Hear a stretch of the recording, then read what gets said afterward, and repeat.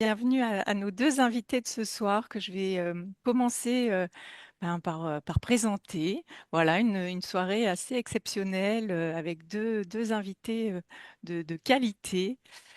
Alors, Annabelle Devilledieu, donc médium, clairvoyante depuis son plus jeune âge, thérapeute aussi en déprogrammation des mémoires cellulaires, musicothérapeute formé au yoga du son par Franck Nabé, hein, si je ne dis pas de bêtises, qui Ouais. participera d'ailleurs à l'événement Quand l'invisible défie la science en mars prochain à Toulouse.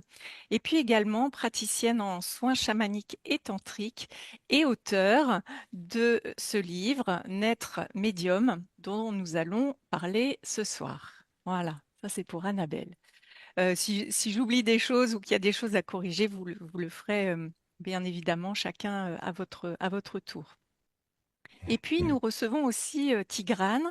Alors Tigrane, vous avez étudié le chant classique, l'ethnomusicologie, avant de vous tourner vers l'édition et de cofonder Mama Édition. Alors j'ai appris en préparant cette émission que ce nom était un clin d'œil à la Pachamama, mais aussi que ça signifiait mes auteurs, mes alliés, ou mes auteurs, mes amis.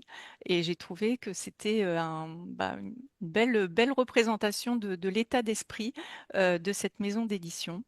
Et puis, après 30 ans peut-être de sommeil, eh bien, le retour de l'auteur avec la fantastique saga Shaman. Ça, c'est le dernier venu, le premier de la troisième trilogie. Et puis également 52 paroles chamaniques et 42 oracles chamaniques qui est là et dont nous allons parler ce soir. Donc bienvenue à tous les deux. Merci. Plaisir. Alors pour commencer cette interview croisée et puis nous permettre d'explorer vos deux parcours, ce que j'ai remarqué, parce qu'il y a beaucoup de similitudes, et ça commence par l'un et pour l'autre aussi, par une enfance assez atypique. Je vais commencer par Tigrane.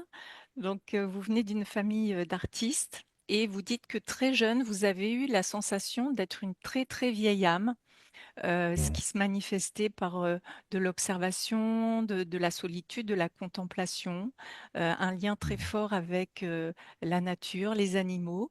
Et puis également, vous vivez des expériences extraordinaires, des rêves lucides, extase spontanée ou autre.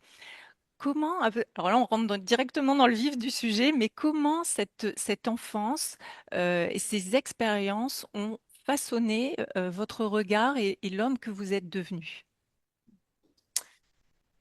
Donc, bonsoir à toutes et à tous. Merci à Vertical Media, à toute l'équipe, et Annabelle de Villedieu et toi, Stéphanie, Non, pardon, on de peut nous. dire tu, hein. Moi, je suis plus à l'aise avec le tu, alors passons au Ok, tu. alors toi, Stéphanie, merci à Najib.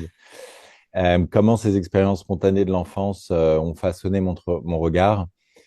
Quand on est enfant et qu'on a des expériences spontanées qui nous tombent dessus, on ne cherche pas encore à les cataloguer, les verbaliser, les étiqueter. Donc, c'est plus un ressenti et une intégration qui se fait en deçà des mots et beaucoup par le corps. Et par le corps, j'entends aussi par les perceptions, le regard, l'audition, l'ouverture à une forme de perception qui est peut-être moins linéaire, moins segmentée que ce qu'on va nous apprendre ensuite, une fois qu'on a été scolarisé et que l'on grandit dans le monde des adultes. Donc, une perception qui est parfois plus globale où le côté parfois de clairaudience ou de clairvoyance ne contredisent pas le fait d'être un petit garçon dans un corps et d'entendre et de parler et de voir aussi comme n'importe qui autour de soi. D'accord, donc surtout au niveau des perceptions et moins de mentaliser les choses, plus d'être cet accès direct en fait. En tout cas, quand des expériences spontanées vous tombent dessus, des sentiments d'union avec la nature, notamment, des sentiments qui sont plus que des sentiments et qui deviennent des perceptions, qu'on appelle ça clairaudience, clairvoyance, qu'on appelle ça des formes extatiques de connexion donc avec la nature. Étant enfant, on ne cherche pas trop à le verbaliser, mais en revanche, on le sent dans son corps. C'est-à-dire qu'il y a un avant et un après. Et ce sont des sensations pour moi que l'on ne peut pas dévoir, si je puis dire, une fois qu'on les a vues. C'est-à-dire qu'elles sont intégrées à tout jamais. Il y a un avant et un après qui fait que ça vous change. Vous vivez avec, vous cherchez pas forcément à comprendre, verbaliser, etc. Vous n'avez pas besoin qu'on vous démontre que c'est scientifiquement prouvé. Ça, c'est les gens qui ne l'ont pas vécu, qui remettent ça en cause et qui ont besoin d'être assurés par le scientifiquement prouvé. Mais en tant qu'expérienceur spontané, on constate. Et on constate que ce ne sont pas tellement des sensations de découverte, mais plutôt peut-être de redécouverte, de retrouvaille, comme si tout était déjà là et que ce mode de perception amplifié était en général en sommeil dans la réalité tridimensionnelle quotidienne. D'accord, oui, ça fait toute la différence avec effectivement les croyances, hein. L'expérience prime sur la croyance. Merci Tigrane. Alors Annabelle, toi aussi, du coup, depuis ton plus jeune âge, bah, tu te sens différente. Tu dis de toi que tu es une enfant hypersensible, clairvoyante, et puis tu vas expérimenter dans cette différence bah, aussi du rejet. Tu te parles même de malveillance dans ton livre, des liens familiaux assez compliqués, ce qui va aussi renforcer peut-être ce retour sur toi et cette connexion peut-être à l'invisible. Et puis, c'est à 9 ans qu'il y a une bascule, un accident grave, hein, qui va marquer un véritable tournant pour toi. Est-ce que tu peux nous partager un peu ce vécu de début de vie? Oui, tout à fait avec plaisir. Merci en tout cas pour cette belle invitation et à vous tous d'être là. Oui, donc c'est vrai que moi aussi je suis arrivée, je rejoins complètement Tigrane avec cette espèce d'hypersensibilité, de connexion à d'autres mondes, d'autres formes de conscience en fait, des enfants. Et pour moi, par exemple, la réincarnation, quand j'étais petite, c'était une forme de vérité, alors que je n'étais pas du tout élevée dans un univers comme ça, puisque je viens d'un monde où l'éducation catholique, avec un univers même très rigide, hein, n'offrait pas cette possibilité-là de pouvoir être dans cette dimension. Et j'ai été pas du tout acceptée, pas du tout comprise, en effet, avec ce que j'étais, avec cette petite fille qui était voilà dans sa spontanéité aussi, qui se connectait à la nature en permanence, qui n'arrivait pas à trouver sa place finalement dans ce monde, qui ne l'accueillait pas profondément. Et c'est vrai que ça a été un peu ma quête aussi finalement d'accepter cette incarnation. Parce que pour moi, la véritable spiritualité, c'est bien cela, c'est d'incarner profondément qui nous sommes dans cette verticalité. C'est de vivre, comme le disait si bien Tigrane, cette expérience dans la corporalité. Parce que notre âme a choisi justement de vivre cette expérience dans la corporalité et que la personnalité est dans une quête et que l'âme est dans une autre quête. Hein, et que on nous dit souvent que, en fait, l'âme choisit de vivre ces expériences, choisit ses parents. C'est vrai que moi, j'ai été dans une famille qui a été toxique quelque part, hein, avec une mère qui était quand même assez violente avec moi. Et en fait, ça m'a ramené aussi dans cette part de d'ombre à ma propre lumière. Je pense que tout ceci n'est pas le hasard, parce que je ne crois pas que les choses soient le hasard. Je crois que tout est fréquence, énergie, vibration, et que tout a une forme de justesse dans ce que nous vivons. Et c'est vrai qu'à Oui. l'âge de 9 ans, alors j'ai toujours eu ça depuis petite, hein, et moi, mes grands jeux, c'était de me connecter, quand j'étais enfant, à la nature, sur ma balançoire, et j'invoquais le ciel, et j'invoquais la pluie, et j'avais l'impression que ça fonctionnait, quoi. Quand j'invoquais la pluie, elle tombait, quand j'appelais le soleil, il arrivait, et je me disais, c'est génial, j'ai une espèce de pouvoir comme ça, de petite fille, hein, c'était génial. Et puis, oui, donc, à l'âge de 9 ans, j'ai eu un très grave accident de voiture, hein, où j'ai passé un mois à l'hôpital avec un traumatisme crânien brûlé au 4e degré sur mon corps. D'ailleurs, je n'ai plus aucune marque aujourd'hui parce que j'ai cette capacité de guérison aussi au niveau du feu. Mais en tout cas, j'ai vécu un moment très, très douloureux, très difficile. Il a fallu que je réapprenne à marcher, à manger. J'ai perdu la mémoire de beaucoup de choses. Et dans ce lit d'hôpital, en fait, c'est là que j'ai commencé à voir les décédés qui se présentaient devant mon lit. Et ça me faisait très peur, parce que quand on est enfant et qu'on est confronté à cette vision, qu'on ne connaît pas, ça fait peur. Et après, bien sûr, j'ai trouvé la paix aujourd'hui avec tout cela, parce que l'expérience fait et la conscience fait. Mais enfant, c'était très douloureux pour moi. Et voilà, je voyais tous ces êtres qui se présentaient, et je les voyais sous des formes, et je comprenais pas. En fait, je me disais, mais pourquoi ils viennent me voir? Et oui, parce que quand on est médium, finalement, on est aussi ce passeur. On est là, on a cette capacité d'être un passage pour ceux qui sont encore entre les deux plans. Donc, ils venaient se présenter à moi, et c'est là que j'ai compris que j'avais vraiment cette capacité qui était au plus profond de moi-même, en fait. Mmh.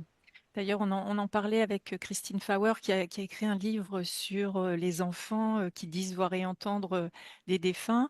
Et on retrouve cette notion d'hypersensibilité, hein, qui serait très en lien avec la médiumnité. Et chez l'enfant, bah, c'est un accès direct. Il y a pas encore toute cette conscientisation et puis les interdits des fois. Et ils se sentent souvent d'ailleurs très seuls parce que à qui en parler, vers qui se tourner. C'est pas toujours bien accepté par les familles, par les proches. Et pour autant, alors ça c'est une question que, enfin, je pense Annabelle oui, mais je ne sais pas pour Tigrane. Elle disait que quand on a chez un enfant ces capacités, on va dire extrasensorielles, c'est que quelque part dans l'arbre, même si c'est pas accepté, validé, et ça peut même être clairement rejeté, mais on se rend compte par la suite qu'on a un parent, un grand-parent, un arrière-grand-parent qui avait lui-même des capacités, barreur de feu ou autre. Est-ce que c'est le cas pour toi, Tigrane, et pour toi, Annabelle? Peut-être Tigrane d'abord et puis Annabelle ensuite. Oui, effectivement, il y a certaines choses qui parfois restent sous le radar, très discrètes, qui ne sont pas forcément verbalisées, conscientisées. Mais je me suis rendu compte, chemin faisant, j'avais la chance d'avoir un père artiste peintre et écrivain qui peignait la nuit et qui a parfois, à certaines de ses périodes picturales, représenté des personnages de pays où il n'était jamais allé, où on a identifié plus tard des chasseurs de rennes au lasso avec des tambours et ceci et cela. Ma mère était écrivain et ce dont je m'apercevais petit à petit, c'est qu'elle savait toujours ce qu'on allait dire, avait toujours une longueur d'avance sur la fin de la phrase, en gros, de quiconque. Mais au-delà de ça, et notamment au fil de vacances qu'on a passées ensemble après s'être perdu de vue, si je puis dire, et dans une expérience de pique-nique, tout simplement, en pleine nature, où on était plusieurs personnes assises par terre, sous les arbres, prêts à partager un pique-nique. Des papillons sont venus, des petits papillons bleu mauve, et ces papillons ne sont pas allés sur la nourriture. Il y en avait peut-être une vingtaine, une trentaine, des tout petits papillons bleu mauve. Ils sont tous allés sur ses mains, ses deux mains. Il n'y en avait pas un sur moi, pas un sur ma sœur, pas un sur mon beau-père. Et évidemment, ça nous a frappé. Mon beau-père était photographe, il n'a pas manqué d'immortaliser la scène. Et ça a duré pas une minute. C'était pas parce qu'elle était en train de toucher un aliment qui aurait pu attirer je ne sais quoi. Ça a duré un tel temps que ce temps s'est finalement suspendu et qu'on l'a tous vécu comme une expérience qui était en train de nous transmettre un message. On ne savait pas lequel. Après cette expérience-là, ma mère, en tête à tête, m'a avoué que par les mains, elle soulageait des douleurs, elle soulageait des brûlures. Annabelle vient d'en parler, des barreurs de feu. Elle soulageait des rhumatismes, des tensions, ce qui pourrait rapprocher d'un magnétiseur ou autre. C'est quelque chose qui n'a jamais fait partie de son CV officiel. Elle a toujours été une femme publique, écrivain, etc. Et de fil en aiguille, après qu'elle m'ait raconté ça et que j'en ai parlé à ma propre grand-mère maternelle, ma grand-mère maternelle m'a regardé, elle a complètement changé de regard. Elle a fait un café arménien, dit-on chez nous, mais qu'on appelle souvent un café à la turque. Elle a retourné la tasse et elle a commencé à me dire des choses en lisant dans le marc du café. Donc bref, là, il y a des choses qui m'ont semblé avoir été cachées pendant mon enfance, mon adolescence. Et à la faveur de cette expérience papillon, il y a eu rebond, il y a eu vase communicant. Et petit à petit, c'était comme si ça avait permis de partager quelque chose qui sinon serait resté secret, secret de famille, y compris pour moi. Mmh. Merci aux papillons. Alors, Hmm. leur message, en tout cas, c'était une invitation à peut-être explorer ces champs-là en famille. Et pour toi, Annabelle? Eh bien, moi, je pense que ma mère, même si elle avait peut-être ouvert la porte sur un autre espace que le mien, qui était plus l'obscur que la lumière, était quelqu'un, oui, qui avait des perceptions, des dons, enfin, des capacités, oui, tout à fait. Et elle m'a annoncé certaines choses très jeunes qui se sont avérées. Donc, je pense qu'elle avait vraiment cette capacité. Et après, je pense qu'on a aussi cette possibilité d'œuvrer soit pour cette dimension de la lumière, cette dimension de l'ombre, en sachant que pour moi, tout vient de la même source, en fait. Et que c'est dans notre propre conscience, c'est nous qui avons la capacité d'ouvrir et d'œuvrer vers une force plutôt qu'une autre, en fait. Pour moi, tout se transforme. On est dans le yin et le yang, la transmutation permanente des énergies et des forces, où la lumière peut cacher une ombre, où l'ombre n'est qu'une partie de lumière qui n'est pas encore éclairée. Donc oui, et de mon côté, je crois aussi fortement pour moi à la réincarnation et qu'on revient aussi avec des potentiels, avec des connaissances de nos vies antérieures qui sont plus ou moins activées, qui sont plus ou moins encore en conscience ou pas, même si on a une propension à oublier quand on arrive tout ce qu'on a pu vivre, sinon ça serait, je pense, assez infernal. Mais oui, donc moi, pour avoir exploré aussi mes vies antérieures, j'ai eu pas mal de vies où j'ai œuvré aussi bien dans des côtés lumière que dans des côtés plus obscurs. Voilà, et que je pense qu'on revient aussi avec ces potentiels. Et pour moi, je considère aussi que ces dons, c'est vraiment comme une forme de mission d'âme, c'est-à-dire qu'en fait, on revient avec ces potentiels là dans cette vie pour vraiment en faire quelque chose dans cette conscience de l'âme. Enfin, c'est comme ça que je le vois en tout cas. Oui, tout à fait.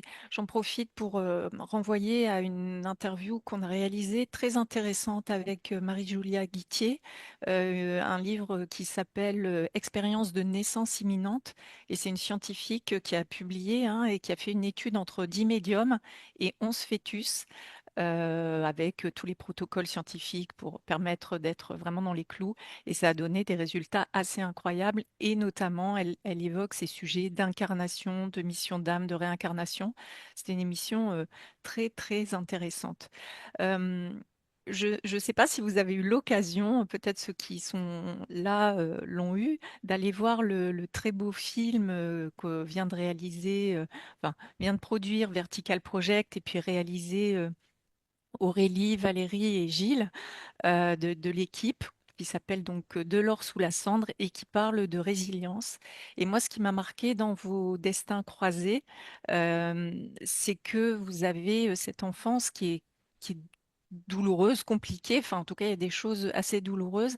Et notamment, Tigrane, moi, ce qui m'a interpellée, c'est que ces expériences au-delà d'effectivement la douleur et le ressenti certain, parce qu'à 5 et 10 ans, il y a quand même des grosses ruptures pour vous, mais en tout cas, vous dites que ces expériences-là, elles ont été initiatiques, elles ont été accélérateurs de métamorphose et que tellement jeune, ça vous a mis sur le chemin de la libération, du pardon et de la compassion.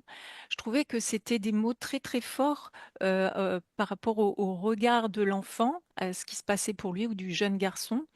Et avec le recul, pour vous, quel était vraiment le cadeau caché au cœur de l'épreuve dans votre propre expérience?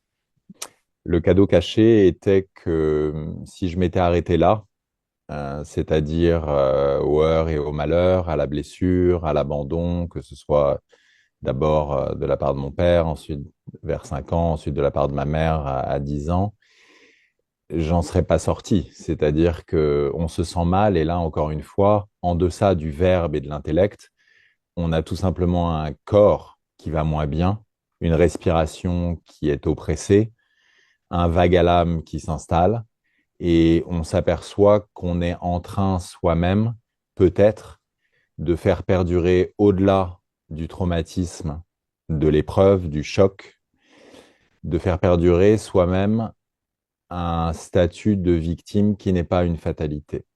À partir du moment où par le pardon, on s'aperçoit dès les premiers instants où on, entre guillemets, s'essaye à pardonner, qu'il y a un allègement, qu'on est en train de se libérer d'un certain poids, on a entrouvert une porte pour laquelle il n'y a pas de marche arrière. C'est-à-dire que tout d'un coup, on s'aperçoit que certes, il s'est passé tel ou tel trauma, tel ou tel abus, telle ou telle violence, qu'elle soit physique, verbale, énergétique, abandon, très concret pour moi, mais que dès lors qu'on pardonne à l'autre, on retrouve ses ailes, si je puis dire. C'est-à-dire qu'on s'aperçoit qu'il n'y avait pas de fatalité à vivre cette négativité comme une permanence. À partir du moment où on entr'ouvre la porte du pardon, c'est comme toujours dans ce type d'expérience initiatique et transformatrice, une porte ouvre sur une autre porte. Après la porte du pardon, on découvre effectivement celle de la compassion. Je m'explique très concrètement. À partir du moment où j'ai pardonné à mon père et à ma mère, non seulement je me suis senti complètement libéré et j'ai vu par contraste que d'autres personnes qui pardonnaient pas vieillissaient plus vite, devenaient aigris, devenaient bloqués dans un schéma dans lequel ils s'enfermaient avec un disque rayé pour lesquels ils avaient pourtant le bouton stop. Et sortis de ce disque rayé, on finit une fois qu'on est libéré déjà de le grief, le remords, tout ce qu'on pourrait ressasser, par entrevoir avec plus de clarté, puisqu'on n'est pas dans le reproche. À partir du moment où on sort du reproche, cette clarté nous fait entrevoir que l'autre, peut-être, c'était pas vraiment sa décision pleine et entière. Peut-être que mon père était sous l'influence de substances qui faisait qu'il n'avait pas toute sa tête. Peut-être que finalement, une fois qu'on explore cette piste, on se dit, mais alors ça devait être terrible pour lui, parce que de faire ça à son fils alors qu'on l'aime de manière indéniable, mon père comme ma mère, il y avait énormément d'amour, mais d'en passer par des travers aussi négatifs, aussi intenses, ça doit être terrible pour celui qui peut pas résister, qui tout d'un coup passe de Dr. Jekyll à Mr. Hyde et que ça doit faire souffrir également. Donc là, on commence à toucher à la compassion, la clarté de la compréhension de non seulement il n'était pas complètement maître de lui-même, c'est pas du tout pour l'excuser, c'est pour cartographier les influences à l'œuvre, la complexité, le côté d'un je JE qui en fait est plus pluriel que singulier. Pour ma mère, idem par rapport à ce moment d'abandon quand j'ai 10 ans, qu'elle part au pressing avec un sac de vêtements en me disant je reviens dans 5 minutes. Et mon père, ça faisait 5 ans qu'il nous avait mis dehors, donc je vivais avec elle. Mais en fait, elle n'est jamais revenue. Elle a quitté la France. Et donc, j'ai mis quelques minutes, puis quelques heures à vraiment comprendre, à encaisser le choc. Ça a été d'autant plus terrible sur le moment que ça a été transformateur et initiatique par la suite. Pourquoi? Parce que là aussi, de nouveau ce pattern du pardon, comme s'il y avait un enseignement à creuser de manière encore plus profonde. De nouveau, après le pardon, la compassion, et donc se rendre compte qu'elle était tellement mal et qu'elle n'arrivait tellement pas à quitter mon beau-père, l'homme avec qui elle vivait, que finalement il a fallu qu'elle s'échappe, qu'elle disparaisse, qu'elle change de pays, qu'elle prenne la fuite. Et là, on commence à comprendre aussi la fragilité, la détresse dans laquelle est l'autre. Une fois qu'on a ouvert, après le pardon, les portes de la compassion, ça veut dire que les personnes qui vous ont fait le plus souffrir, qui pouvaient même vous paraître finalement énergétiquement, Annabelle parlait du terme toxique, dans le cas de mon père, on pourrait dire traumatisant parce que des formes d'abus, de violence, etc. Eh bien, si vous avez franchi ces deux seuils successifs, finalement, vous ne pouvez plus avoir peur de cet ennemi qui était la personne la plus terrifiante, la personne la plus traumatisante, puisqu'au-delà de l'avoir pardonné, vous avez de la compassion et vous avez même ce sentiment d'amour en se disant, mais mon Dieu, mais ça doit être absolument terrible d'en arriver là et de ne pas être maître d'une simple bienveillance vis-à-vis de l'être qui est censé celui qu'on va protéger et aimer le plus, son propre enfant. Eh bien, à partir du moment où vous avez pardonné à la personne qui vous est le plus peur, qui était le plus synonyme de trauma, qui vous mettait le plus en danger, qui vous oppressait le plus, si cette personne-là vous ne vous fait plus peur et que, au-delà de ça, vous lui envoyez même de l'amour basé sur cette compassion, finalement, de qui et de quoi pouvez-vous encore avoir peur? Ouais. C'est quand même euh, à la fois il y a un appel à la responsabilité et à la fois on sent quand même une sagesse incroyable, surtout si on ramène ça au plan de l'enfant. On croise quand même beaucoup d'adultes qui n'en sont pas là, qui en sont loin et dans nos cheminements personnels, parfois lâchés, hein, ce reproche, ce grief, le mal qu'on nous a fait, ça reste encore, je pense, pour beaucoup un chemin qui est enfin, à élaborer. D'ailleurs, je pensais au cercle de pardon d'Olivier Clerc qui sont vraiment de très beaux outils pour cheminer vers ce pardon. Annabelle, ça résonne comment pour toi cette notion de pardon? Est-ce que tu as fait la paix?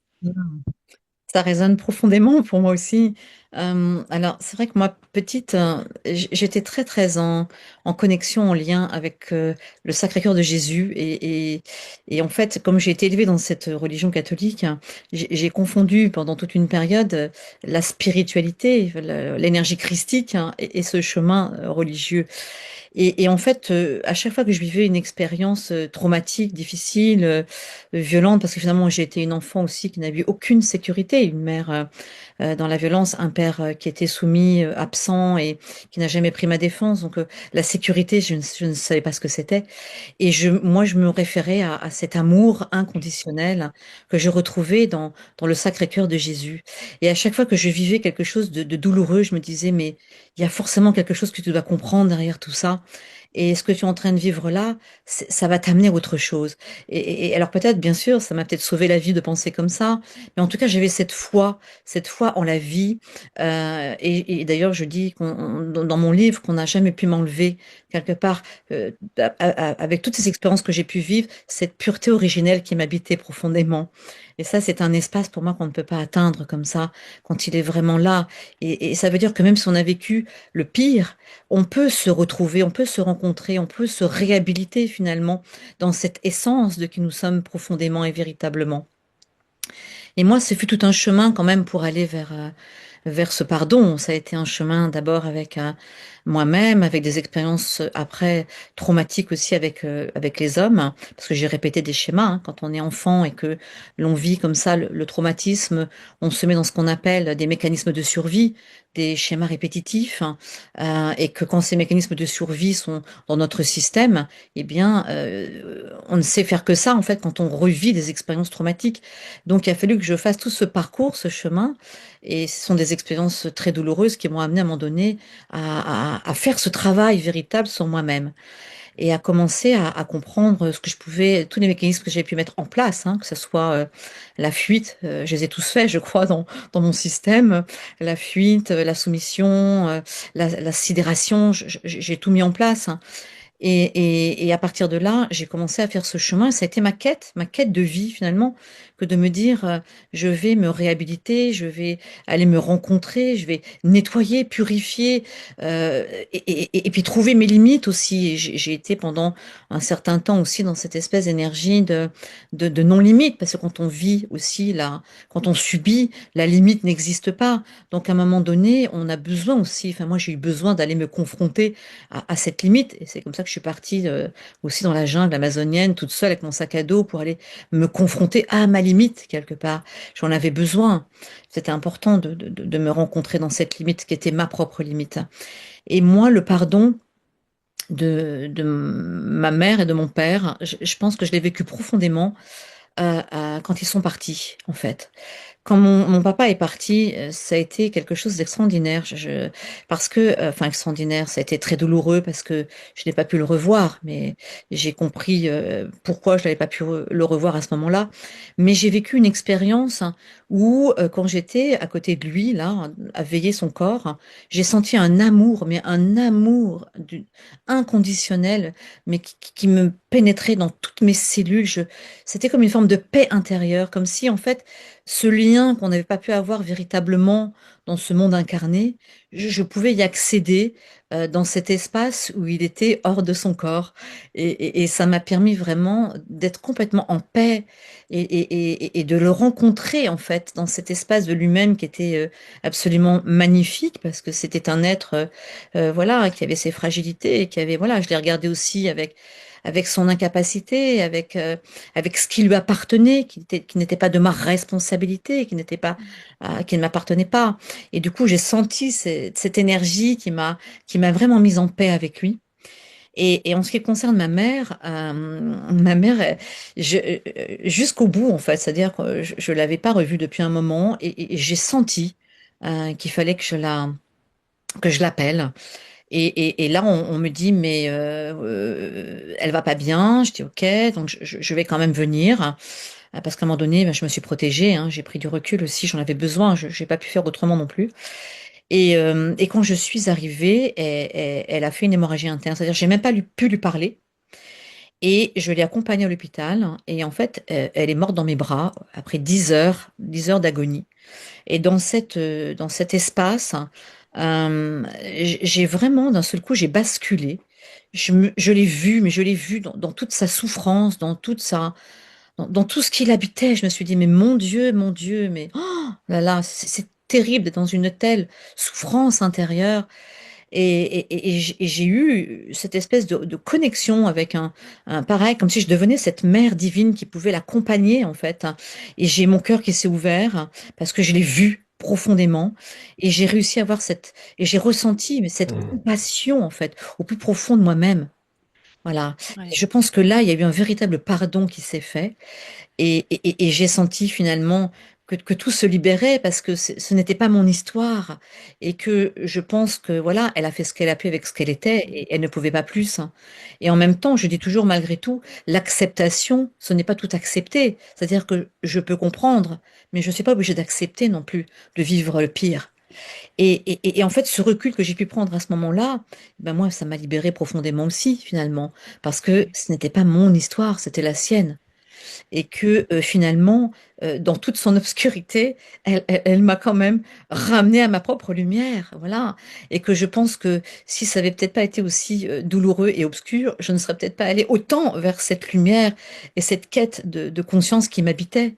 Donc je pense qu'en effet, tout a une raison dans ce qui est vécu et dans ce qu'on peut transcender et que, en effet, l'amour inconditionnel est la porte première et profonde de la guérison à tous les niveaux. Ouais, et c'est vrai que ça parle à chacun dans notre part d'humanité et puis dans nos expériences de vie. Annabelle, toujours, je voulais revenir aussi sur ce qui a été pour vous la bouée de sauvetage et qui fera un lien aussi avec l'expérience de Tigrane, c'est la musique. Vous dites la musique, ça a été ma bouée de sauvetage, c'est ce qui m'a sauvé la vie. Notamment, vous avez parlé d'une expérience autour du piano. Mhm. Euh, Qu'est-ce qui se passe de spécial? Et puis vous êtes tous les deux en lien avec la musique, avec le son, la vibration, la fréquence. Qu'est-ce qu'il y a de si spécial avec la musique? Bah, en fait, parce que pour moi, la musique, enfin, nous sommes des êtres vibratoires, nous ne sommes que des fréquences quelque part. Et la matière n'est que de la condensation d'énergie. Donc, nous vibrons en permanence et que tout est résonance et que la musique a cette capacité pour moi, justement, d'aller résonner comme c'est de la fréquence pure, en chantant quelque part ce mental qui peut parfois nous empêcher, nous ramener, nous couper. Et en même temps, la musique, elle est au-delà, c'est-à-dire qu'elle va venir résonner dans toutes les parcelles de notre corps, de notre être.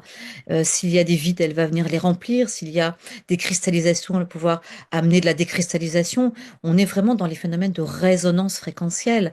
Donc pour moi, la musique, le son, la vibration, c'est pour moi, des médecines les plus puissantes parce qu'on touche vraiment à cette énergie quantique aussi, à cette fréquence euh, de vie. Et c'est vrai que la musique, pour moi, m'a toujours habité parce que j'ai commencé le solfège, j'avais 7 ans. Alors, je me rappelle, j'étais petite, ça m'impressionnait beaucoup d'être dans ce conservatoire et de passer des examens là. J'étais toute petite et avec mon pupitre devant tout le monde. C'était très impressionnant. Et j'ai commencé à faire du piano, donc j'ai fait 10 ans de piano. Et à un moment donné, j'ai vécu une expérience très douloureuse parce que j'ai été en pension. Moi, on m'a mise en pension à l'âge de 11 ans parce que justement, il fallait me canaliser. Donc, la pension militaire était peut-être la meilleure des solutions pour moi. Mais comme j'étais une rebelle, je me suis quand même rebellée, heureusement, parce que dans un univers comme ça, soit on reste dans la soumission, soit on se rebelle, parce que sinon, on peut pas survivre. Et du coup, je perds mon grand-père dans des conditions très violentes. Et en fait, ce qui s'est quand même passé, c'est que quand je l'ai quitté, mon grand-père, quand je l'ai vu pour la dernière fois, j'ai été complètement, j'ai fondu en larmes. Il y a quelque chose à l'intérieur qui m'a dit, tu ne le reverras plus. J'ai eu cette voix qui m'a dit, tu ne le reverras plus. Je me disais, mais pourquoi je vois ça? Pourquoi je me dis ça? Et j'avais cette espèce d'idée obsessionnelle en me disant, il va mourir. Moi, je dis, mais pourquoi j'ai cette pensée, ces idées? Et jusqu'au jour où j'ai rêvé de sa mort, en fait, hein. J'ai fait un rêve que j'appelle prémonitoire, où j'ai eu tous les détails, quelque part, de son départ. Et je vivais vraiment l'expérience comme si j'y étais. C'était très éprouvant pour moi. Et 3 semaines après, on m'apprend très violemment, très brutalement par téléphone son décès. Et ma mère ne veut pas que je rentre à la maison. Je reste enfermée toute seule dans la pension pendant tout le week-end. Et là, je bascule en fait. Je fais un déni. Je me dis que ce n'est pas possible parce que je ne peux pas y accéder, parce que je ne peux pas voir, parce que je ne peux pas finalement faire ce deuil profondément, puisqu'on m'empêche de me confronter à la mort. Et du coup, je me dis non, c'est pas vrai, je vais le retrouver, ça n'est peut-être pas mort. Et là, je bascule et je fais une forme de dépression. J'arrive pas à accepter ce départ de mon grand-père que j'aimais profondément. Voilà, c'était un être Ouais, c'est ça, qui quelqu'un de très comptait vraiment important, oui. profondément pour moi. Et là, qu'est-ce qui s'est passé? J'ai eu un appel vers mon piano, vers la musique, et je me suis mise à composer un morceau que j'ai appelé Pour toi. Et j'ai composé, je me suis laissée traverser par cette énergie de la musique, voilà, de cette énergie de guérison quelque part, hein. C'est-à-dire que je n'ai pas essayé de chercher, je me suis laissée traverser par ce qui était, et j'ai composé ce morceau. Et ça a été une véritable libération, une véritable transmutation intérieure, une véritable guérison pour moi. Et c'est Mm. comme ça que, oui, la musique a commencé à être très, très importante. Puis à l'époque, j'animais aussi à la messe, je faisais les chants à la messe quand j'y allais avec ma guitare, quand je restais le week-end dans ma pension, voilà. Et voilà. Et puis après, j'ai retrouvé la musique avec un druide que j'ai rencontré dans mes Ouais, je multiples expériences. oui, Et à on en l'époque, reparlera peut-être après, ah oui, Annabelle, parce d'accord. que Pas de du souci. coup, c'est une de mes questions suivantes. Pas de Mais souci. je voulais faire Voilà. le lien. Et alors là, enfin, tu viens de me tendre une super perche en parlant des chants d'église, parce que Tigrane, bah, toi, tu as étudié le chant classique. Et si j'ai bien compris, tu étais chef de chœur à 18 ans à Notre-Dame de Paris. Et, euh, et moi, je me suis demandé, enfin pour toi, quelle est la dimension vraiment sacrée qui va se nicher dans ces chants religieux, quels qu'ils soient, dans toute la liturgie? Je sais que, par exemple, si j'écoute moi Hildegarde de Bingen, ça me met dans un état. Alors ça s'appelle extase, mais effectivement, c'est très extatique. Qu'est-ce qui se passe avec cette dimension sacrée? Alors, juste pour la chronologie, effectivement, il y a beaucoup de parallèles que je continue de découvrir entre Annabelle et moi, puisque moi, j'ai commencé le violon alto à l'âge de 5 ans. Ensuite, j'étais sopraniste. J'avais cette angoisse des cours, des examens de solfège au conservatoire du 10e arrondissement de Paris. J'étais sopraniste à 11 ans. Après la MU, je suis devenu baryton. Et puis, baryton basse. Je suis rentré en musicologie. J'étais au conservatoire pour l'art lyrique, la musique sacrée, la musique baroque particulièrement, puisque j'ai eu une expérience extatique à l'âge de 13 ans avec la messe en si mineur de Jean-Sébastien Bach et plus particulièrement l'Agnus Dei. C'est un épisode que je relate à la fin d'un des livres chaman dans ses aventures mongoles, amérindiennes et stellaires. Et donc, je me suis retrouvé effectivement chef de chœur. Je dirigeais des chœurs d'enfants attachés au Sacré-Cœur, en fait, et des chœurs d'adultes attachés au Centre d'action liturgique et musicale de Paris, qui étaient rattachés à Notre-Dame. J'étais pas Voilà. chef de chœur à Notre-Dame, mais qui était rattaché effectivement à Notre-Dame. Bref, tout ça, ça s'est fait de manière très naturelle, en fait. Après cette fameuse expérience à 13 ans, pour répondre à ta question, ça n'était pas sacré parce que c'était la messe en si mineur de Bach, c'était sacré parce que ça a déclenché en moi une expérience sacrée. C'est-à-dire que ça m'est arrivé aussi avec des musiques qu'on ne qualifierait pas de religieuses, à la rencontre de certains peuples premiers, autochtones, peuples indigènes, comme on dirait, etc. Des expériences où ce qu'on appellerait une musique rituelle ou une musique traditionnelle, mais qui n'a pas de caractère officiellement religieux, peut faire bouger les lignes, induire des expansions de conscience et amener à une expérience du sacré à travers le rythme du tambour, à travers un cercle de chants de femmes, etc., même très très loin de nos musiques religieuses, entre guillemets. Mais à 13 ans, il y a eu là aussi un avant et un après, c'est-à-dire la première fois où j'ai entendu la News Dei de la messe en si mineur de Bach, c'était en 1983. En quelques secondes, dès les premières mesures de cette Agnus Dei, j'ai eu le sentiment que la pièce devenait plus grande, qu'elle devenait plus lumineuse. J'avais plus aucune perception précise des meubles, des objets autour de moi. En revanche, cette voix du contralto ou du haut de contre, qui, suivant les interprétations, donc chante cette Agnus Dei, c'était comme si elle résonnait à l'intérieur de moi, comme si je l'entendais avec le corps, comme si mon corps entier devenait la caisse de résonance ou le lieu sacré dans lequel cette musique se déployait. Et comme si cette musique qui se déployait à l'intérieur de moi remontait des fusibles qui avaient été en veille ou en sommeil, réactivait des choses à propos d'or sous la cendre, disons de braise qui étaient cachées sous la cendre, mais qui pourtant attendaient leur heure. Et après ces quelques minutes de la News Dei, par exemple, quand je parle d'expérience sacrée, et non pas seulement de musique sacrée, de ce que ça a déclenché en moi, très concrètement, je ne pouvais plus mettre de chaussures. J'ai retiré mes chaussures, j'ai retiré mes chaussettes, et ça a duré comme ça plusieurs jours, ce qui est assez compliqué quand on a 13 ans, qu'on vit à Paris, qu'on va au collège, qu'on prend les transports en commun, etc. Mais qui en soi était peut-être aussi une invitation assez musclée à retrouver le chemin de la nature, parce qu'on est bien plus discret quand on est pieds nus dans une forêt que dans un bus parisien. Mais cette expérience-là, finalement, n'était pas que cette sorte d'épiphanie à découvrir la voix des anges incarnés dans un chanteur bien humain qui nous donne à sentir et ressentir le divin, mais aussi la propagation, la contagion de forces positives qui vous met à nu, qui vous reconnecte à une forme d'essentiel, tellement essentielle qu'au 30e étage d'une tour à Paris, dans le 13e arrondissement, tout d'un coup, il fallait que je sois pieds nus. Et ensuite, mes pieds cherchaient évidemment la terre. C'est-à-dire que c'était un recalibrage qui était beaucoup plus profond que je me prends de passion pour la musique classique, ce qui a été le cas, mais qui invitait à une forme de reconnexion, pas seulement à travers, entre guillemets, la voix des anges ou Jean-Sébastien Bach, mais aussi à travers la nature, comme si tout d'un coup, le dialogue qui s'installait entre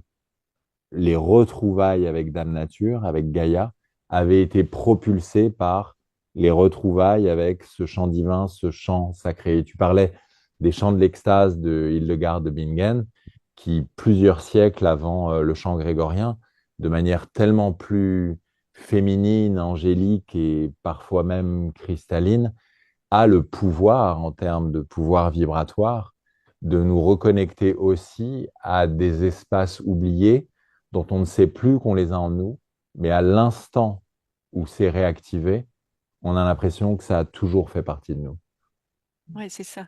Et d'ailleurs, quand tu vas t'intéresser à l'ethnomusicologie et que tu vas assister à ces premiers cercles chamaniques, à ces rituels, à ces cercles de guérison, et Mm. tu dis que tu as l'impression que tu accèdes à ce langage universel, intemporel, hors de toute frontière, de tout temps, de tout espace.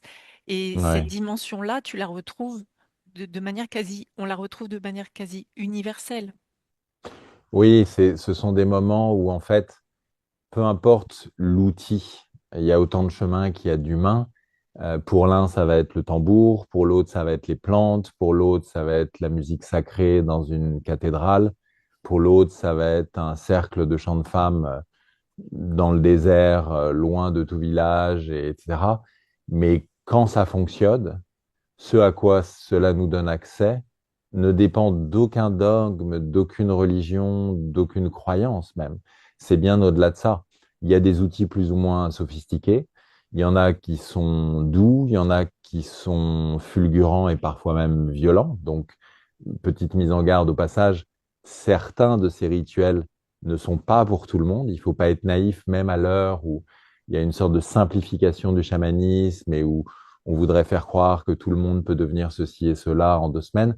C'est pas si simple et donc, si on a un certain sens de la responsabilité, on est obligé de rappeler que la navigation côtière de plaisance, oui, bien sûr, et tout le monde peut en profiter. Ces expériences sont aussi de la navigation de haute mer, et ça n'est pas forcément pour tout le monde. C'est pas de l'élitisme que de le dire, c'est simplement un bon sens en termes de prévoyance, mieux vaut prévenir que guérir.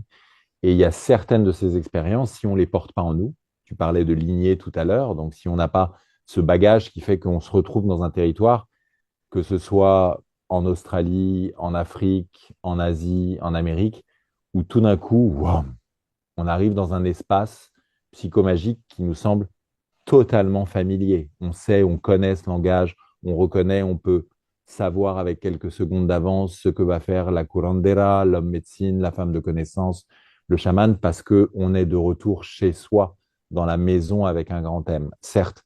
Mais pour d'autres personnes, c'est pas le cas. Et pour ces personnes-là, ce type de navigation dans ce type de partition, sans jeu de mots avec la musique, requiert un véritable Sherpa, requiert quelqu'un qui fait que quand la tempête se lève en haute mer, il vous faut une personne qui a ça dans ses gènes, son histoire, ses lignées patrilinéaires, matrilinéaires depuis des siècles et peut-être des millénaires, et qui sait d'expérience comment vous ramener à bon port. Donc oui, c'est magnifique, mais attention, les chemins de l'extase, ou comme disait Mircea Eliade dans son livre fondateur, Le chamanisme et les techniques archaïques de l'extase, ces techniques, parfois, pour certains d'entre nous, en passent par une forme de fulgurance qui, pour votre voisin, peut s'avérer très, très déstabilisante. Et c'est vrai, ça me fait rebondir là sur Annabelle, que tu pourras peut-être en parler, mais dans ton chemin qui t'a amené aux quatre coins du monde aussi, tu soulignes bien l'importance de l'accompagnement. Alors, il y avait deux pensées. Il y avait celle-là, puisque je pense à une de tes expériences qui a été vraiment difficile. euh, dont tu pourras parler. Et puis en même temps, je pensais aussi Tigrane, pour t'avoir pas mal écouté en préparant cette émission, à ce que tu dis aussi sur notre territoire, c'est-à-dire en France, on a aussi nos propres médecines, on a aussi cette approche druidique, on a nos plantes, on a nos arbres, et des fois on pense aller chercher quelque chose à l'autre bout du monde alors que ça se trouve limite dans notre jardin avec la sauge, avec d'autres plantes qui sont proche de nous, notre terreau. Mais je reviens donc sur Annabelle et cette expérience, et puis peut-être on rebouclera après sur la France et ses richesses aussi. En tout cas, ça me parle profondément ce que dit Tigrane, hein. Je suis tout à fait en accord hein, avec tout ce qu'il partage. C'est vrai que pour moi, la voie chamanique, c'est vraiment une voie d'expérience, d'expérimentation et qui fait aussi qu'on traverse l'expérience et que la corporalité fait partie de cette traversée d'expérience. Et c'est vrai qu'aujourd'hui, on voit beaucoup de personnes qui proposent un week-end de tambour. Ça y est, on est chaman, on fait du tambour. C'est pas possible parce que le tambour, en plus, c'est un instrument magique qui demande à être utilisé dans une véritable conscience. Quand on pense que déjà, le cercle représente le principe féminin, la maillotche le principe masculin. Lorsque l'on tape justement sur ce tambour, c'est le principe masculin qui rencontre le principe féminin et qui engendre quelque part la pulsation d'énergie de vie dans cet amour inconditionnel. On est dans le Big Bang, donc c'est pas rien déjà quand on met cette conscience. Et puis que ce tambour nous ramène au monde intra-utérin, et puis que souvent, avec certaines pulsation, eh bien, on amène les états naturels modifiés de conscience, la transe chamanique qui peut nous amener justement à déconnecter et à voyager avec une certaine fréquence. Donc, tout ceci demande une véritable conscience et que l'instrument est également aussi le prolongement de notre propre conscience. Donc, on n'utilise pas n'importe comment parce que emmener, taper, c'est facile, mais il y a aussi se ramener, c'est ça qui est important. Et cet accompagnement, pour moi, en effet, qui est primordial. Moi, j'ai vécu une expérience, bah oui, quand je suis dans la jungle amazonienne, en quête de me rencontrer. Et j'étais pas allée là-bas au départ pour faire l'expérience de la madre, de la ayahuasca. J'étais allée là-bas en me disant, je vais aller là-bas pour rencontrer les chamans, faire des expériences dans les lieux sacrés, etc. Et quand je suis arrivée là-bas, le chaman me dit, mais non, Annabelle, si tu es là, c'est que la plante t'a appelé. Je dis, ah bon, la plante m'a appelé, je ne sais pas. Il me dit, mais si, c'est ton ego qui ne veut pas entendre. Et je dis, peut-être que je me trompe. En effet, peut-être que, en effet, je veux pas entendre, mais peur, parce que forcément, la plante nous amène dans un état intérieur profond. Le travail chamanique nous amène à rentrer dans ce lâcher-prise total, pour, dans ce lâcher-prise, justement, accueillir en profondeur toutes ces parts d'ombre, tout ce que nous sommes en fait dans notre totalité, et pouvoir dans cet accueil, dans cette reconnaissance,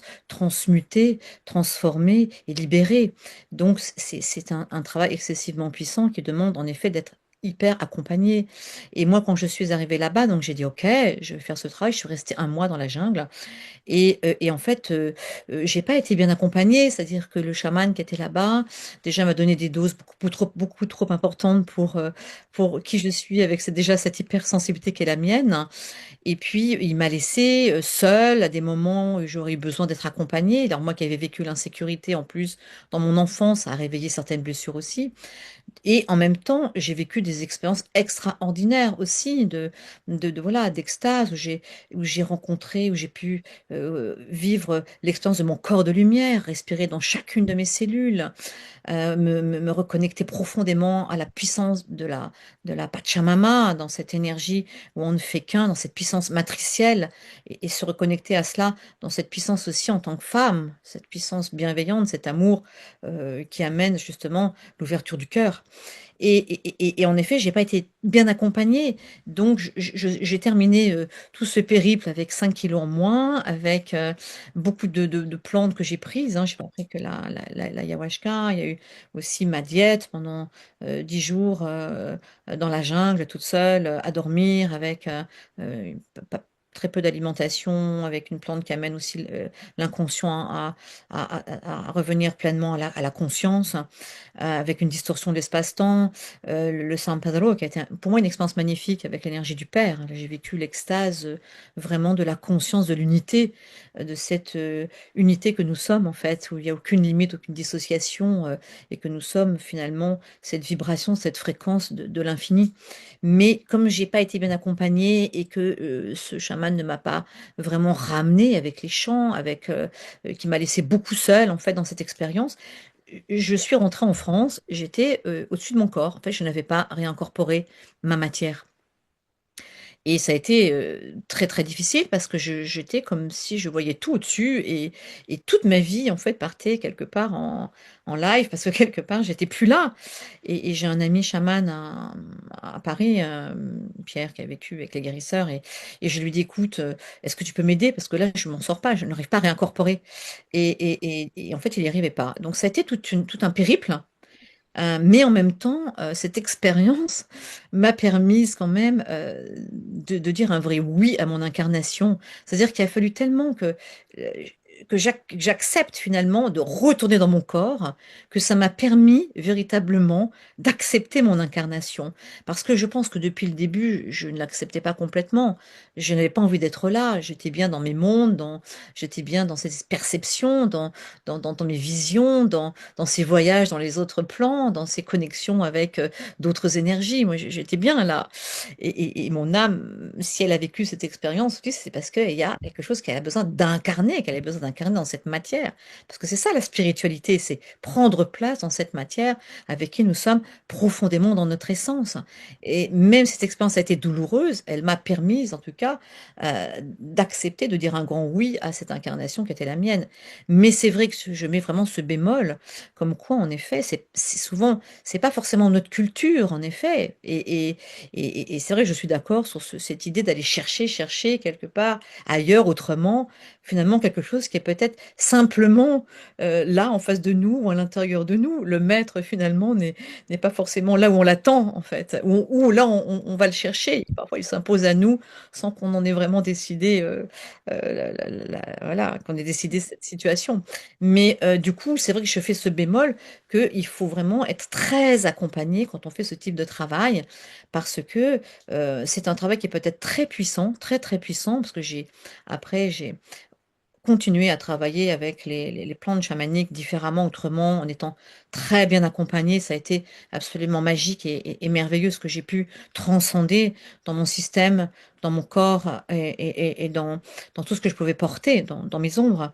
Mais si c'est mal accompagné, ça peut être très, très dangereux Mmh. parce que, j'aurais pu mourir là-bas, hein. J'avais tellement tiré sur ma corde d'argent quelque part que j'aurais pu, heu, voilà, ne pas revenir. Mmh. Donc en Bah, effet, moi je mets vraiment vigilance parce qu'en plus je vois aujourd'hui quand même, c'est un peu tout n'importe quoi, hein. Il y a toute une maintenant une espèce de, comment dire? Où tout le monde, même les chamans là-bas, hein, proposent des choses oui. qui ne sont pas alignées et puis en France, on fait des sessions d'ayahuasca dans des caves, voilà, il y a quand même aussi tout un rituel ou même là, dans la jungle, on va se relier à la plante, à la racine, on va se relier à la conscience, à l'énergie, on il y a un travail de diète, enfin, c'est pas quelque chose dans lequel on va comme ça, voilà et je Ouais, il faut pense qu'il y a vraiment utiliser son discernement, quoi. On le sent bien c'est dans ça et cette, la conscience, toujours cette oui. conscience, avoir conscience et être dans la conscience quand on va vers ce type de pratique. Alors le temps passe très vite et tu as dit un mot, Annabelle, que je retiens, que je saisis au vol, c'est celui d'acceptation et ça va me faire une transition pour quand même, continuer avec vos chemins et qui se nouent, qui se croisent et avec leurs similitudes et l'acceptation, Tigrane, c'est ce que tu as vécu, le lendemain ou la nuit de tes 50 ans, quand d'un coup, au beau milieu de la nuit ou au tout petit matin, eh bien, il y a une énergie qui te traverse et qui te pousse à écrire ce qui va devenir les premières lignes de cette magnifique, d'abord trilogie, puis maintenant c'est la troisième trilogie, puisqu'il y a Chaman, l'aventure mongole, puis l'aventure amérindienne, et puis celle qui est en train de s'écrire actuellement, l'aventure stellaire. Et quand on lit ces ouvrages, en tout cas, la sensation que ça donne, c'est que ce sont bien plus que des livres. Heu, qu'est-ce que tu en penses? Si tu prends un peu de recul et puis avec tous les retours aussi, que tu as eus par rapport à cette écriture-là, qui a jailli comme ça spontanément et pe avec laquelle tu t'es laissé, aller sans même savoir où ça allait mener et vers quoi ça allait te conduire. Qu'est-ce qu'il y a dedans? Quelle est cette magie? Alors, cette magie, si on la nommait, on serait plus dans le cœur du sujet. Parce que je pense que par nature, elle ne peut pas se laisser encapsuler par les mots. Ce que je vois, c'est que j'avais aucune idée d'où j'allais. Il n'y avait pas de plan préconçu, j'avais rien prévu. Donc c'est plutôt en soi un enseignement de l'humilité qui nous met à une place de scribe, de trait d'union ou de messager, mais qui nous apprend également que si on est messager, on n'est pas le message et encore moins la source du message. Cependant, cette source m'a sorti du lit effectivement à l'aube, le jour de mes 50 ans, pour me pousser à aller dans les bois et à commencer avec un carnet, un stylo dans un hamac, à écrire ce qui me semblait être le transcrit d'un rêve. Et ce rêve se surimposait en quelque sorte à la réalité, alors que voilà, j'étais sur la côte étrusque en Italie, en Toscane. La réalité était parfaitement stable. J'étais pas dans un rituel chamanique du bout du monde après un jeûne ou toutes sortes de cercles cérémoniels. Et là, il y a eu quelque chose qui a pris le dessus, c'est-à-dire, bien sûr, on a le libre arbitre et la possibilité de ne pas répondre à cet appel. Mais il y avait quelque chose dont j'ai vite senti que c'était pas vraiment négociable et que mon intérêt était de m'effacer, d'interférer le moins possible et d'accepter, pour rebondir sur ton terme d'acceptation, d'accepter qu'il y avait là quelque chose qui me dépassait complètement. Et cette chose qui me dépassait complètement m'a fait écrire quelques lignes dont je me suis dit d'abord au début que c'était peut-être effectivement le transcrit d'un rêve, sans du tout avoir conscience que c'était le début d'un premier chapitre. Et puis de chapitre en chapitre, de jour en jour, m'apercevoir que c'était un conte initiatique, mais que ça ne suffisait pas. C'est-à-dire que même si dans cette première trilogie de l'aventure mongole, qui semble se passer en un an en Mongolie, il y a une sorte de condensé de ce qui, moi, s'est étalé sur une trentaine d'années, entre, disons, 20 et 50 ans. Il y avait également un appel à la mise à nu, étrangement, ce qui m'a beaucoup surpris, c'est-à-dire que au-delà de ce conte initiatique qui était, comme on pourrait dire, canalisé aujourd'hui, il y avait un entrelacement à deux voix avec toute la partie de récit autobiographique où j'ai gardé exactement les noms, les dates, les lieux, les gens inchangés. Pourquoi? Parce que cette main qui me poussait dans le dos, cette petite voix qui résonnait en moi, c'était pas seulement le fait de recevoir sous forme condensée, comme si ça se passait en un an en Mongolie, ce que moi j'avais vécu en une trentaine d'années avec des chamans en Russie, des chamans de Sibérie, Navarro ou autres. C'était également cette mise à nu qui allait me permettre de revenir en arrière depuis la petite enfance jusqu'à récemment l'accompagnement de ma mère pour le grand départ, puis l'accompagnement de mon père, aux expériences qui avaient été les plus heureuses, mais aussi les plus traumatisantes, les plus extatiques, mais aussi parfois les plus traumatisantes. Et j'ai été très, très étonné de cet entrelacement et de ce mélange entre autobiographie respectée au mot près par rapport à ce qui m'est arrivé et transposition sous la forme d'un conte accessible à tous de quelque chose qui a mis une trentaine d'années et qui là réclamait à être simplifié et à être partagé, y compris à des gens pas initiés, pas préparés, ce qui ne veut pas dire encore une fois que l'on n'est pas prêt. Et c'est chemin faisant que j'ai senti que cette mise à nu qui au début m'a interrogé, parce que d'un naturel plutôt pudique, je ne voyais pas pourquoi j'allais commencer à mettre sur la table ce qui m'est arrivé avec mon père, avec ma mère, etc., que j'ai finalement été obligé de reconnaître que ça ouvrait un espace, une ouverture du cœur qui me permettait de m'adresser à des lectrices et des lecteurs que pour la plupart je ne rencontrerai jamais, comme si c'était ma meilleure amie assise là à côté de moi sur le canapé et que j'étais en train de lui murmurer les expériences les plus heureuses, mais aussi les plus malheureuses de ma vie. Donc, l'ouverture d'un espace de l'intime qui fait que l'autre, qu'il ait eu ses expériences chamaniques ou pas, qu'il soit passé par ses traumas ou ses extases spontanées ou pas, reconnecte avec quelque chose qui paradoxalement est tellement intime et personnel que ça ne le rend que plus universel. Et là, c'est une forme d'alchimie en mouvement où, en toute humilité, on n'a pas du tout l'impression de tirer les ficelles.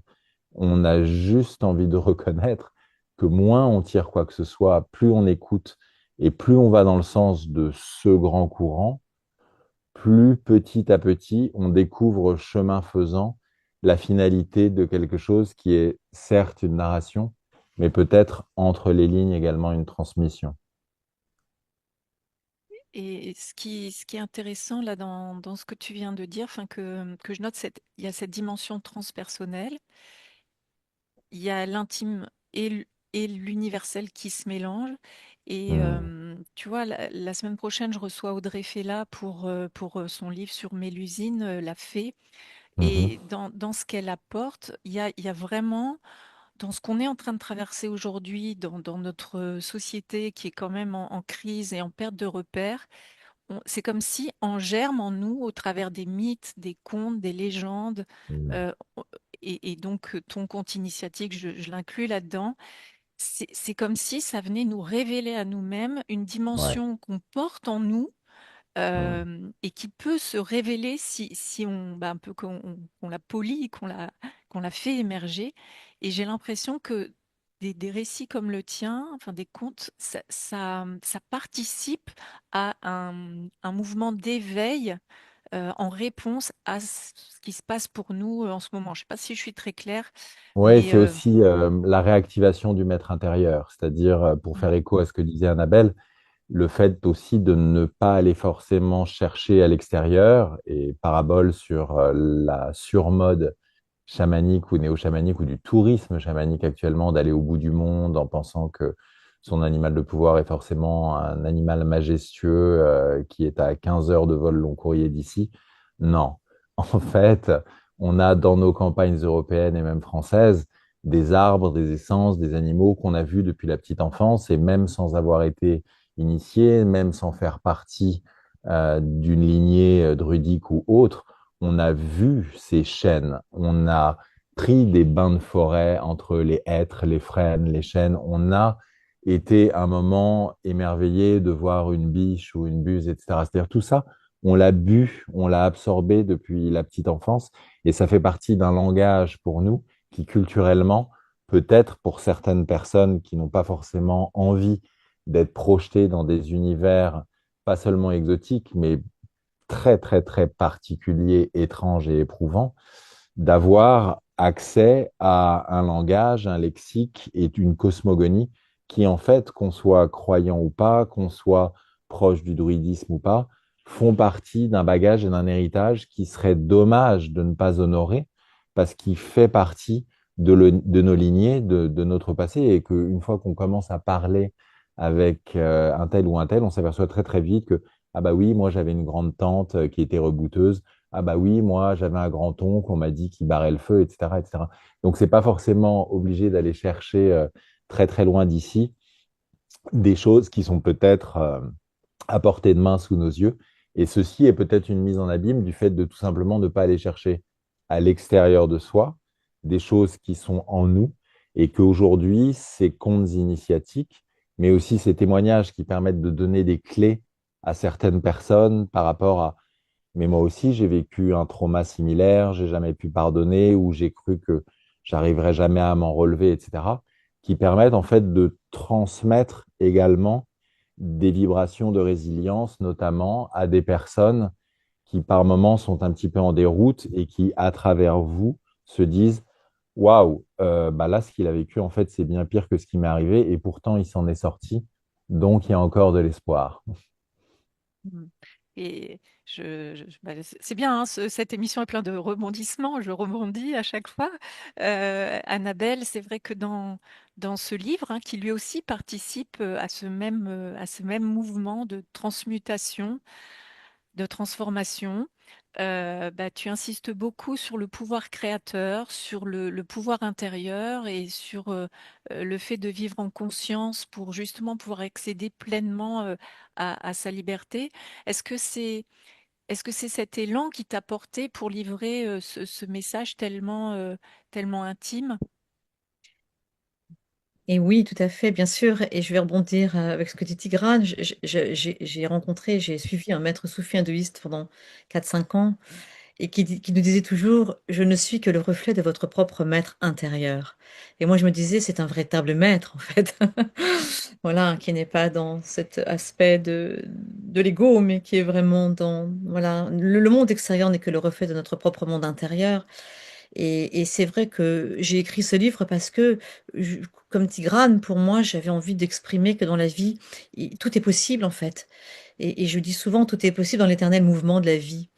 Et même si on a vécu des choses difficiles, traumatiques, il y a toujours un espace de lumière et de guérison, et que par la porte du cœur, dans cet amour inconditionnel, la limite, elle n'existe pas, et que tout peut se transmuter, justement. Et c'était vraiment ce message que j'avais envie de partager, c'est que mon histoire, c'est un véritable chemin initiatique à travers moi-même pour me rencontrer, parce que en me rencontrant, eh bien, ça m'a permis aussi de pouvoir aussi aller vers cette transmission. Voilà, et que tout commence par soi, et que comme nous ne sommes que des fréquences et des vibrations, nous attirons à nous en permanence ce que nous vibrons dans notre propre champ d'énergie. Tout est résonance pour moi dans la vie.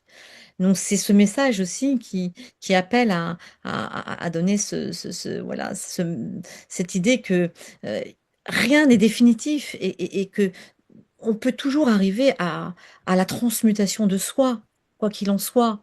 Et même quand on pense que tout est fini, non, il y a toujours, à partir du moment où il y a le mouvement de la vie, à partir du moment où on est dans la créativité de la vie, tout est possible à chaque instant.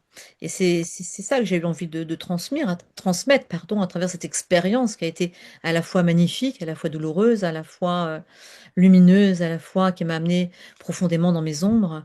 Que voilà, et puis souvent les personnes me disent, oui, Annabelle, ça me parle. Ah là là, je me reconnais là, je me reconnais là. Ça m'a donné un outil, une clé, et ça, c'est ça qui est extraordinaire pour moi.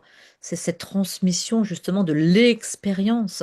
Parce que je pense qu'on ne peut pas transmettre véritablement ce que nous n'avons pas traversé profondément dans notre propre chair, dans notre propre matière, dans notre propre conscience. Sinon, ça reste pour moi dans un espèce d'état du mental. Et la véritable transmission et la véritable guérison, elle passe par là. Elle passe par ce qu'on incarne profondément, donc qui nous sommes dans notre véritable essence. C'est ça qui est important.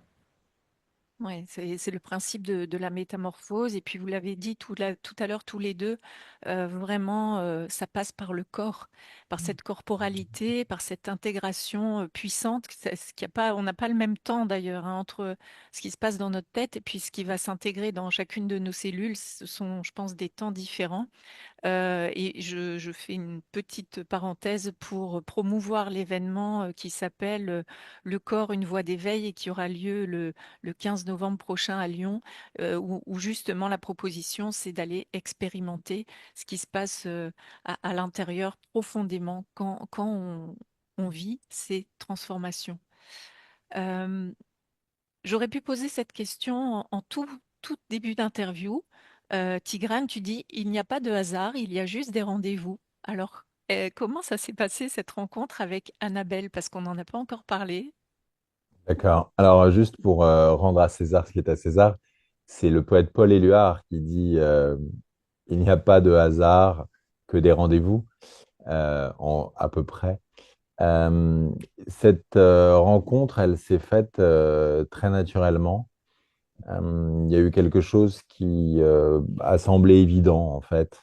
Quand je parle d'évidence, je veux dire que il ne s'agit pas d'échanger 5 minutes et de se dire, après 10 minutes de présentation et de mots et de sujets et d'échanges, ah oui, ça fait sens, on pourrait se retrouver là-dessus, on pourrait faire quelque chose ensemble en termes de, pour être très honnête, c'est une nanoseconde. C'est le premier coup d'œil suffit. Le reste, après, on met les couleurs, on met les formes, il y a les épiphénomènes et on se raconte nos histoires. Mais c'est complètement en deçà de tout ce qui peut être dit et compléter tout ce qui peut se formaliser, s'incarner, se manifester après, que ce soit ici ce soir ou que ce soit le 28 février 2026 pour la belle après-midi de samedi que prépare Vertical Media à Lyon. Et quand je dis une nanoseconde, c'est qu'en fait, sans même plonger dans le regard de l'autre d'ailleurs, avant même cela, et plonger dans le regard de l'autre, c'est qu'une confirmation très très profonde, parfois aussi un peu mystérieuse dans les dimensions que ça vient faire vibrer justement. Il y a une sorte de pré-ressenti. Annabelle parlait tout à l'heure de rêve prémonitoire. Il y a quelque chose où, au premier coup d'œil, sans même avoir vraiment rencontré la personne, c'est pas qu'on sait, c'est beaucoup plus rapide que ça, parce que le corps a senti.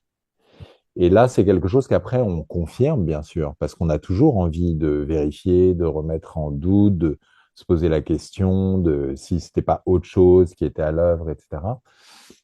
Et donc, on se dit, bah oui, en fait, c'est pas une découverte, c'est plus le sentiment de retrouver quelqu'un que l'on a peut-être connu ailleurs ou que nos âmes, 24 heures avant, se sont fait un petit meeting là-haut et se sont dit, au fait, dans 24 heures, on va se rencontrer ici pour la première fois dans cette vie en France au 21e siècle. Est-ce qu'on est d'accord pour ceci et cela? Oui, très bien, etc. Et nous, après, on arrive, 15 poupées russes en dessous, et on se dit, ah bonjour, et nanan, et comment t'appelles-tu, et blabli, et blabla. Mais le sentiment du cœur et peut-être de l'âme, c'est qu'en fait, il y a quelque chose de plus vaste que nous qui est déjà joué. Et de ce point de vue-là, je salue ici l'intuition de Najib, parce que Najib Kari, lui, a pressenti ça immédiatement, et il m'envoie un message, et il me dit, oui, j'ai pensé à quelque chose, on pourrait faire vous pourriez faire, mais tu l'as pas rencontré encore, Annabelle de Villedieu et toi, etc. Il m'envoie ce message et j'étais justement à côté de Lille et j'étais justement en train de rencontrer Annabelle de Villedieu. Donc là aussi, il y a une triangulation où à un moment, on se dit, bon, un hasard, de hasard, non, c'est des synchronicités qui, je crois, parlent d'elles-mêmes.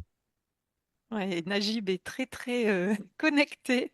Il a beaucoup d'intuition et c'est un bonheur de travailler avec lui, même dans la façon dont il conçoit ses événements. Tout est très connecté, du coup c'est fluide et puis c'est toujours des moments merveilleux. C'est plus que juste des conférences ou des événements. Et d'ailleurs, Annabelle, je peux te dire que j'ai un souvenir impérissable de ta venue et de tes chants. Et je crois que toute la salle, d'ailleurs, en est restée complètement abasourdie.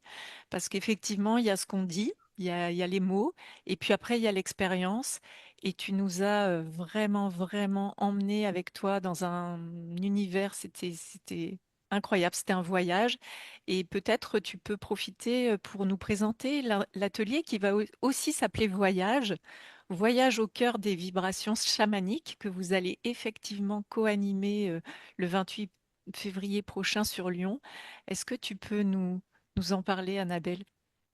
Oui, c'est toujours un plaisir pour moi d'offrir les fréquences et en fait, voilà, j'emmène, c'est vrai, j'emmène avec ma voix, avec mes instruments dans un voyage intérieur parce qu'en fait, je me laisse juste traverser par. Je ne cherche ni à chanter, ni à faire, ni à obtenir. Je reste en cette, quelque part dans cette être-té de me laisser traverser par l'énergie. Et c'est là que j'utilise, j'ai envie de dire, quelque part, j'aime pas ce mot utilisé, mais que je me relie à ce canal médiumnique qui me permet d'être ce transmetteur d'entre les plans, en fait, entre un plan de conscience plus élevé et ce plan de la matière et où juste l'énergie va me traverser et du coup, moi je reçois en fait autant que je donne et ça c'est extraordinaire. Je me sens dans un état après d'éveil, de joie, de lumière. Enfin, ça m'habite, ça me nourrit jusque dans ma cellule, hein. Et c'est vraiment un voyage qui amène à se reconnecter jusque dans la cellule, dans la mémoire de la cellule, par la fréquence, par la vibration quantique et par ces voix qui me traversent, qui pour moi y amènent dans un véritable voyage chamanique intérieur, un voyage avec soi-même avant tout, où chaque fréquence va résonner pour chacun, là où il en a besoin, dans ce qu'il a besoin de recevoir, dans ce qu'il a besoin de libérer, dans ce qu'il a besoin d'accueillir et sans qu'il finalement, il soit aussi dans cette énergie de son mental et du vouloir en fait. Ça va se créer de façon naturelle et c'est vrai que lorsque je chante, je suis traversée par des multiples voix. Alors parfois, il y a des personnes qui me disent: «Mais qui est sur la scène avec toi?» Bah, je dis: «Non, il y a que moi». Parce que ça peut être des voix cristallines, ça peut être des voix d'hommes, ça peut être des voix de vieilles femmes, ça peut être des voix chamaniques, très poussées, c'est des cris d'animaux, enfin voilà, c'est un voyage à travers les fréquences, les vibrations, qui pour moi est un véritable soin avant tout que j'offre en fait, que j'offre parce que c'est une transmutation à travers la cellule de chaque personne qui va recevoir. Ouais. Et cet événement que vous co-animez, donc si j'ai bien regardé, il va y avoir des rituels, il y aura aussi des temps d'échange un peu en mode conférence, en tout cas des temps d'échange, des chants, comme tu disais, canalisés, et vraiment pour que les personnes puissent venir expérimenter. Hein, c'est une dimension, pareil, très incarnée de l'expérience.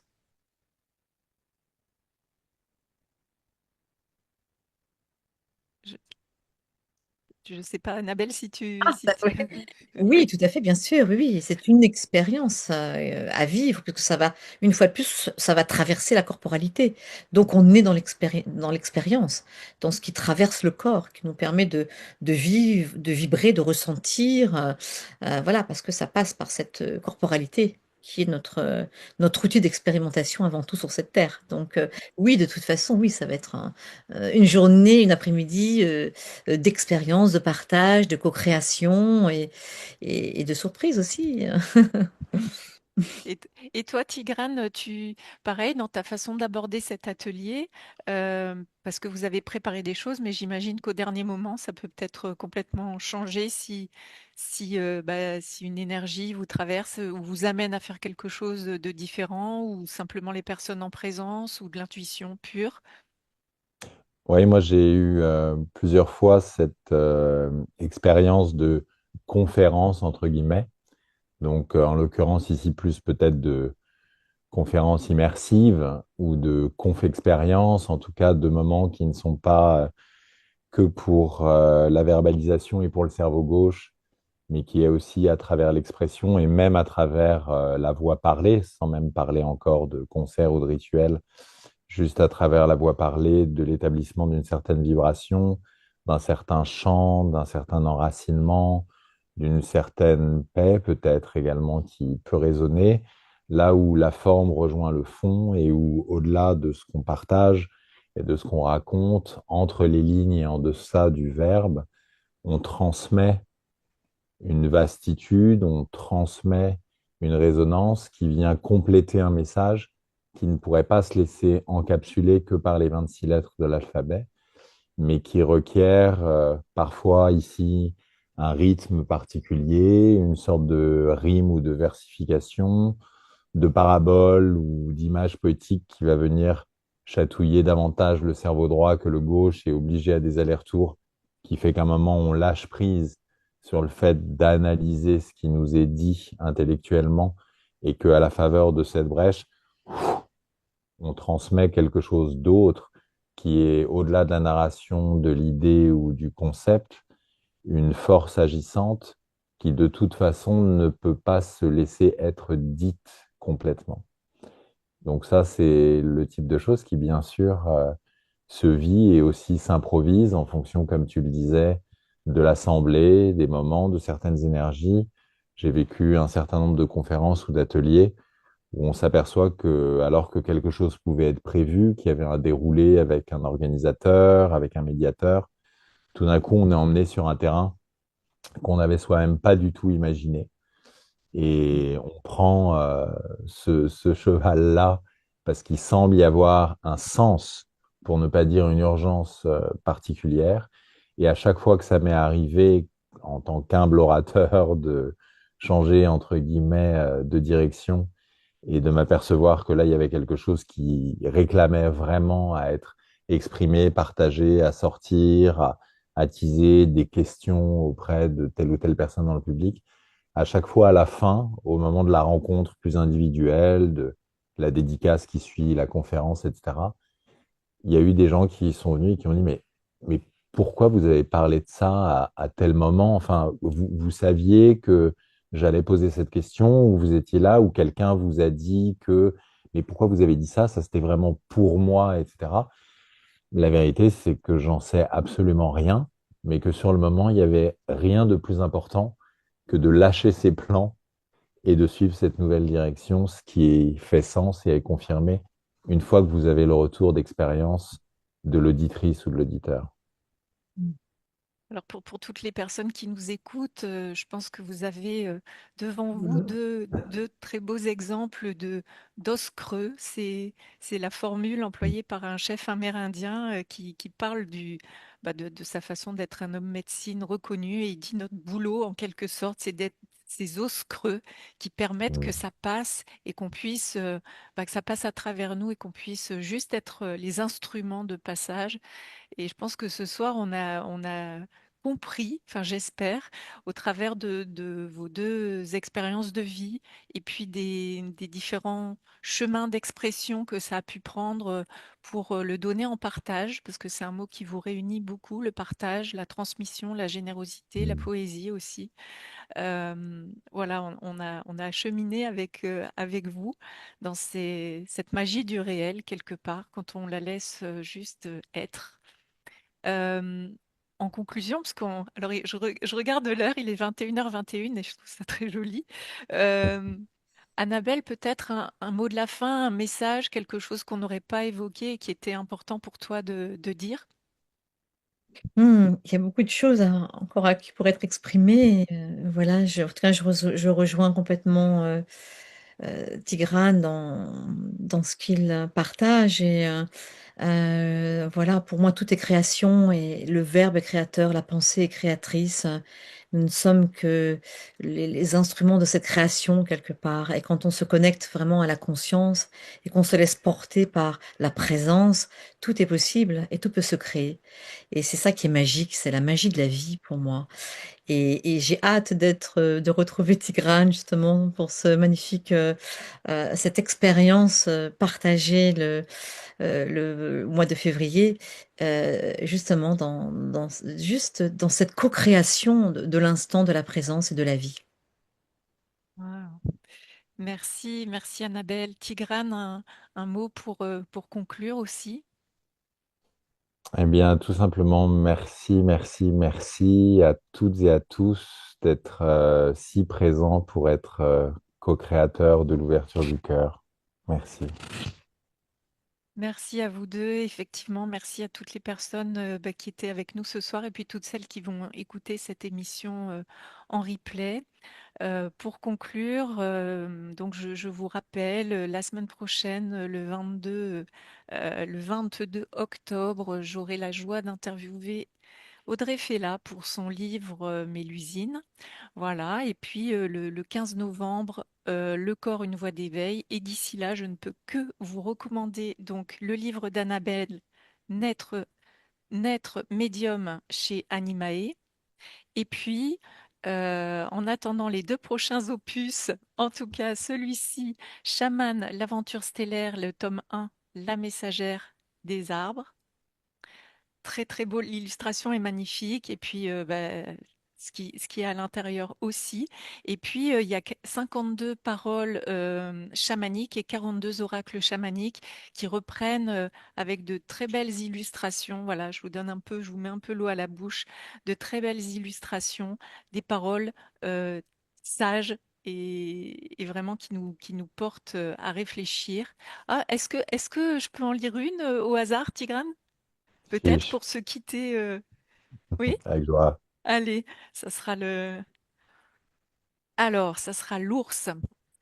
Enseigne aussi à ton apprenti l'autre paysage, les contours du visible, qu'il apprenne à sentir les veines de la terre-mer sous les collines, les artères au fond des canyons, qu'il sache deviner les esprits parmi les eaux et les êtres cachés dans les plantes. Aigle de feu. Voilà, et ben ça nous invite à une belle connexion avec la nature et Mm. avec toutes ses forces. Je vous remercie infiniment à tous les deux de votre générosité. Et puis, on se retrouve très bientôt et j'espère vous voir nombreux le 28 février prochain pour ce magnifique atelier co-créé par Tigrane et Annabelle de Villieu. Belle soirée à tous.